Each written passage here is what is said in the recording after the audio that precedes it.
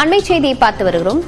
நெல்லை பாளையங்கோட்டையில் கல்லூரி மாணவிகளை குடிக்க அழைத்த விவகாரத்தில் 2 ஆசிரியர்கள் பணி நீக்கம் செய்யப்பட்டிருக்கிறார்கள். இது தொடர்பான விவரங்களுடன் செய்தியாளர் சிவமணி இணைந்திருக்கிறார். சிவமணி, என்ன நடந்தது? இந்த புகார் யாரால் தெரிவிக்கப்பட்டிருக்கிறது? திருநெல்வேலி பாளையங்கோட்டையில நூற்றாண்டு பழமையான கல்லூரி ஒன்று செயல்பட்டு வருகிறது. அரசு உதவி பெறும் கல்லூரியாக இருக்கக்கூடிய இந்த கல்லூரியில சுமார் 4000 மாணவ மாணவிகள் பயின்று வருகிறார்கள்.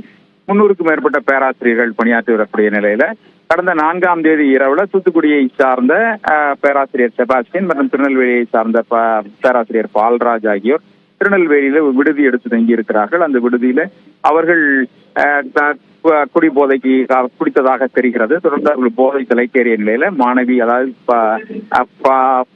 MA படிக்கக்கூடிய ஒரு மாணவியை தொலைபேசியில அழைத்து அவரை பாலியல் ரீதியாக பேசியதாக தெரிகிறது. தொடர்ந்து ஆபாச வார்த்தைகள் பேசிய அவர்கள் மது குடிக்க வருகிறாயா என அழைத்ததாக தெரிகிறது. இது தொடர்பாக மாணவியினுடைய தந்தை பாளையங்கோட்டை காவல் நிலையத்தில் புகார் அளித்த நிலையில இந்த புகார் தொடர்பாக விசாரணை நடைபெற்று வந்தது.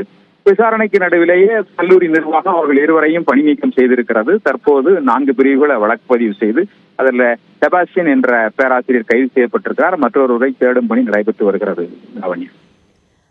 விவரங்களுக்கு நன்றி சிவமணி.